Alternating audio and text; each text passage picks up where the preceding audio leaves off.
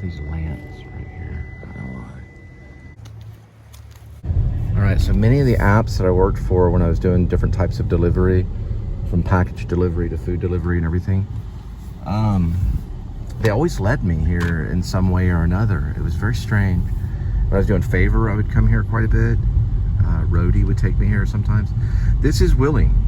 So this is where I grew up in Fort Worth in the 1990s. It was 91, 92, and 93. You can see the road right there. And I'm gonna turn right. I had friends that lived here and everything.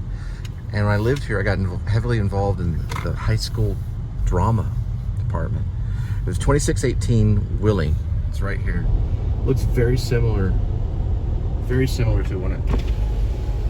how it looked when I was younger. Almost exactly. The mailbox is different though.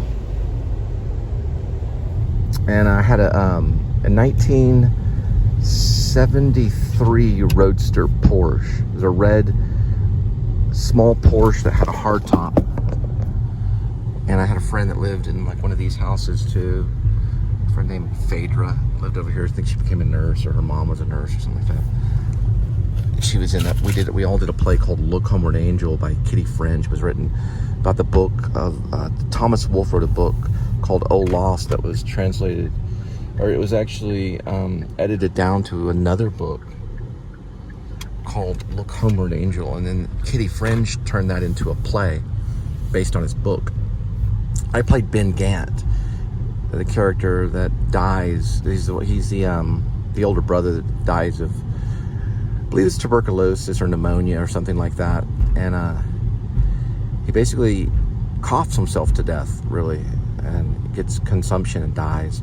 It's very hard to play on stage. It was my first big role in front of an audience, and it changed my life because from that point on, I figured, well, you know what, I can try to do this thing, you know, graduate high school, which I ended up doing, and then going to college, and which I ended up doing, and then after about 7 years of struggling, about 3 years at one college and another college, I graduated college at UNT. I was able to turn my life over to sobriety.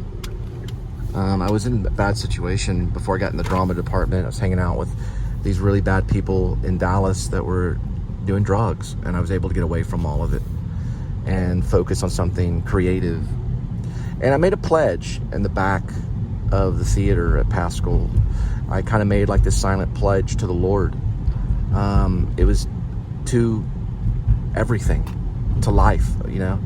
And the pledge was like, God, if you allow me to do this, if you allow me to tell a story in any way, and I was thinking of acting at the time in the stage, I said, I promise, you know, I guess in a way that I will stay sober.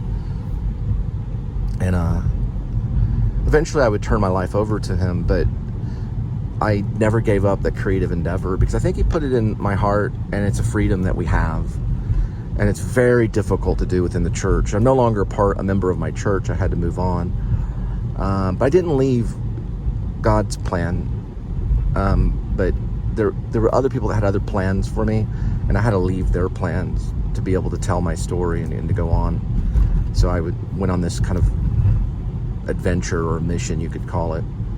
And not very long ago, I was able to play some characters in John Bunyan's story, Pilgrim's Progress. I was able to play Christian and Apollyon. I first played Apollyon, and then I played Christian. We pronounce his name as Apollyon, which is basically like the Prince of Darkness, kind of. I played him first, and then I played Christian later in Dallas. And it had, you know, a mission and stuff. One thing I didn't like about it, though, was for some reason, the director was very headstrong in theology and in pushing a religious message or a message, an evangelical message. So her plan was not to entertain, which I thought was wrong. You know, I thought we should entertain, and let the message just be there.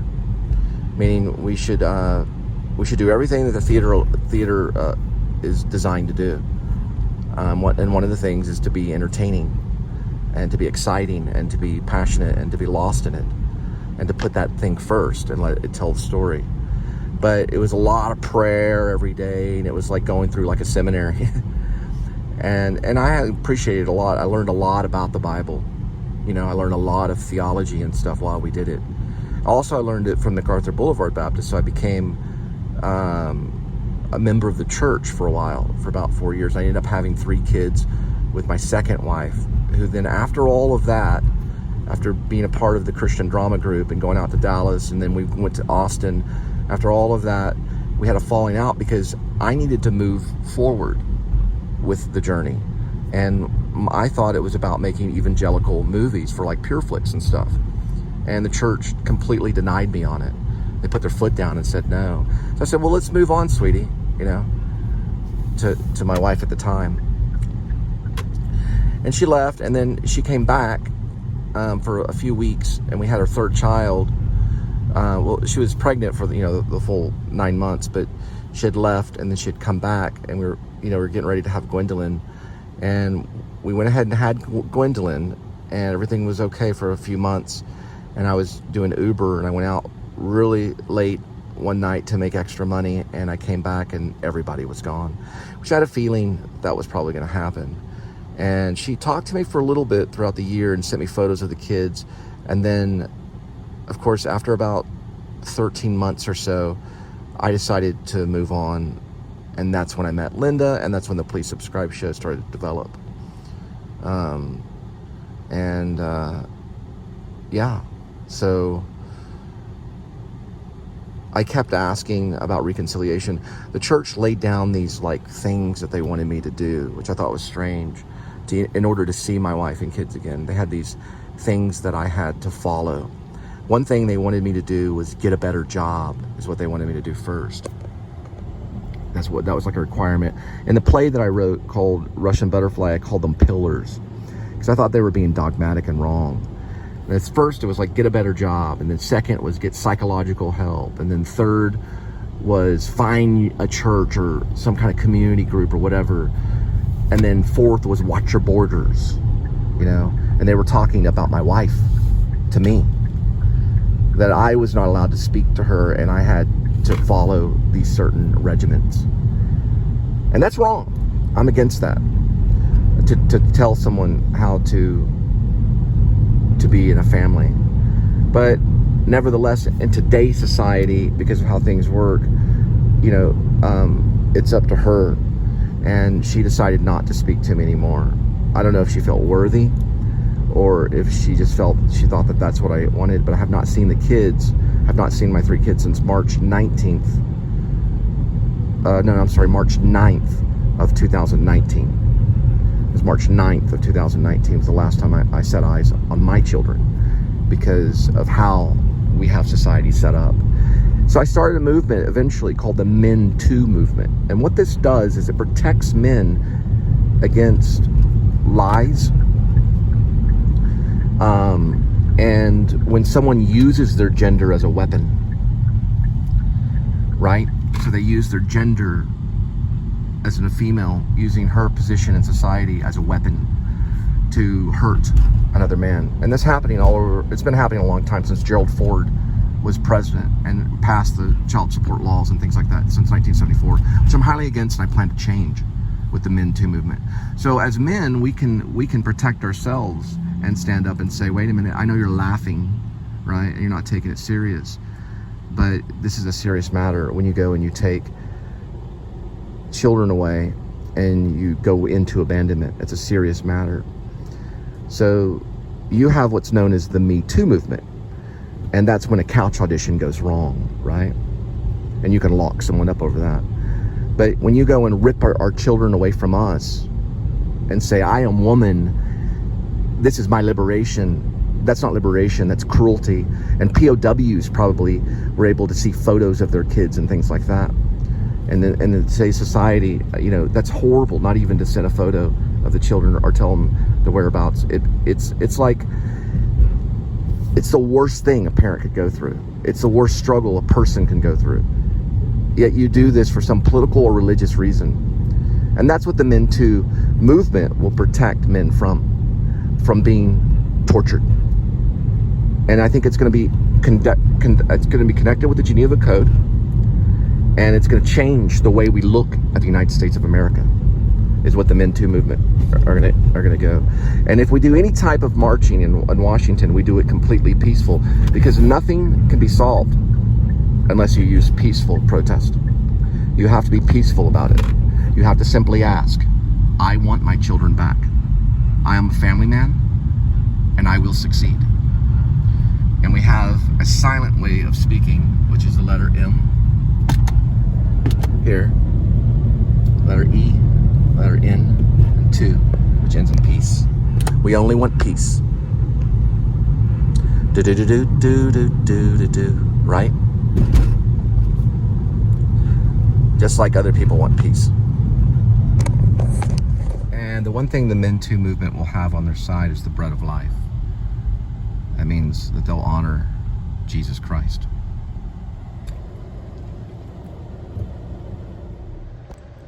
And bread is good.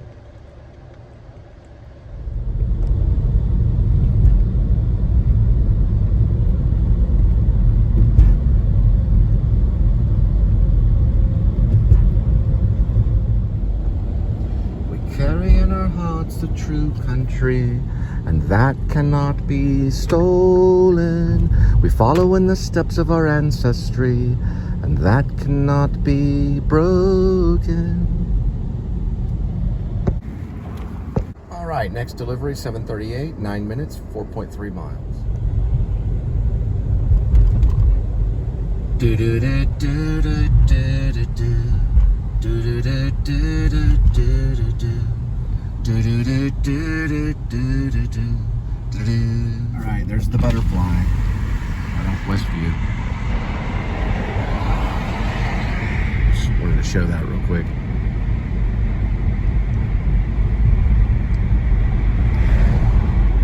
We carry in our heart the true country that cannot be stolen. We follow in the steps of our ancestry, and that cannot be broken.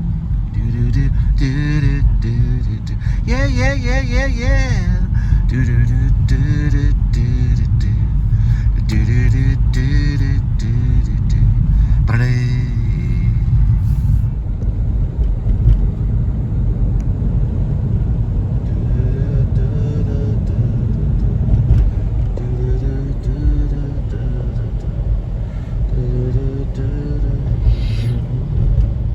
We don't serve your country, don't serve your king.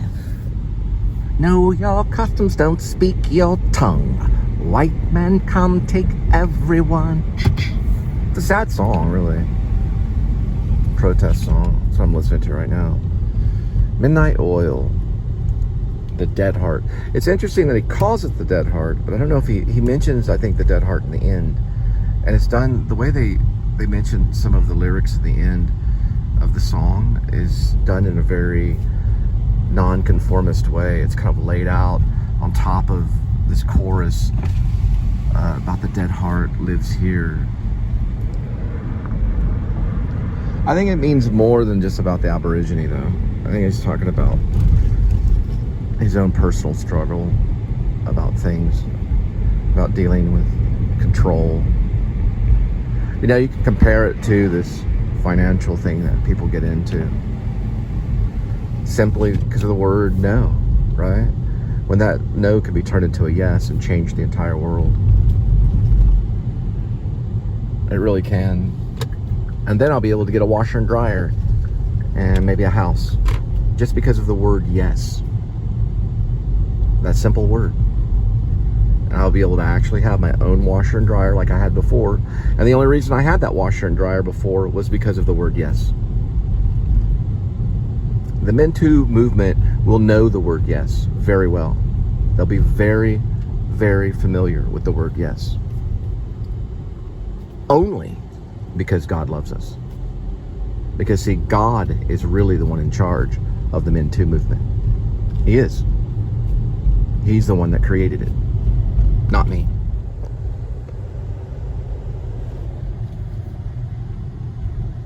Cat. We're very respectful to kitty cats. Men2Movement loves all animals. Very kind to all animals, especially cats. The cat is a friendly creature that likes to sleep 20 hours a day. But that's because the cat's usually peaceful. Most cats are. I want to say some things about child support, and I can tell when I come across a man that's been affected by that horrible law. Their faces are usually gaunt. They have paint all over their clothes. They look like they've been through a war for many years, like the guy that I just came across. You can tell. They have something that's drawing on them. And you know what that is? That thing that's drawing on them and hurting them? It's the United States of America's mishap in law. It's something that's not just. And if it was just, then why would I be talking about it almost every day? Why would I be doing this if it was just? See, the reason why Martin Luther King Jr. rose up and did what he had to do was because he was living under something that was unjust, which was the law. Martin Luther King Jr. was living under an unjust law. And he knew he could change it being peaceful by simply asking and praying and being peaceful. And simply asking and praying and being peaceful. And asking and praying and being peaceful. And asking and praying until finally the government responded and allowed him to live as a citizen among the United States of America like everyone else. That's all we're asking. Right? Because listen, if I was a millionaire or if I was a billionaire, I wouldn't be complaining. I'd just be making the payments going, well, it's just another tax that I have to pay. It's not that easy with everybody. Not everybody's as crafty as you. Hey, look, there's some Christmas lights right over here.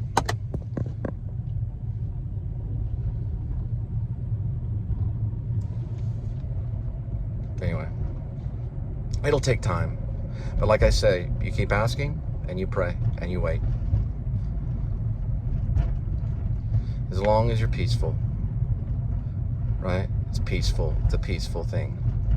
But it wasn't peaceful in his life, you know. He was fighting something that was very unjust. But it did get him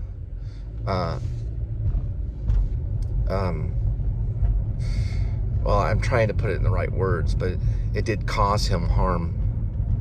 And ultimately, it ended his life, I think. He did it unto death because he was assassinated, you know. But this is such a simple thing. But, you know, simple things can be very complex when it's just the way that it is, or it's just the system, you know, or it's just the way that it is. It's just a system. And that's what they used to tell them back then, when people would protest because they couldn't go into a restaurant and eat with other people. Well, you know, it's the same thing with people that can't afford to give what the government asks them to give. When it comes to child support laws and demanding money out of men that have been, everything that's been taken from them, right? I know better than to even try to appeal or anything until I have a backing. Right? And that's another thing that I'll have to do. I'll have to wait, ask and pray, and wait for that backing. But I know that there are people out there that can advance that backing very quickly by simply being giving and charitable. Meaning that they can give by sharing the information with other people.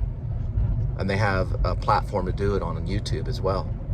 Any one of those vloggers out there that have millions of subscribers and people that follow them could advance this movement with just one little moment, rather than be harsh about behavior and be harsh about someone's handicap or someone's injury, right? Rather, that's not what God wants from you. God wants you to help other people and to be giving and to help people see their family, you know? This is like an adventure. Let's help Cole see his kids. What's wrong with that? If there was something wrong with it, then allow me to know it. But it's going to take money. It's going to take money. And I'm sorry that I have to say that, but it's going to take money. See, the Vietnam War taught people to kill their own children. So when their own children survived that war, then they initiated a law, the child support law, to kill their own. They learned from war, and it's not right. And that's kind of what it is. And it should be abolished. Just like the Vietnam War should be abolished too.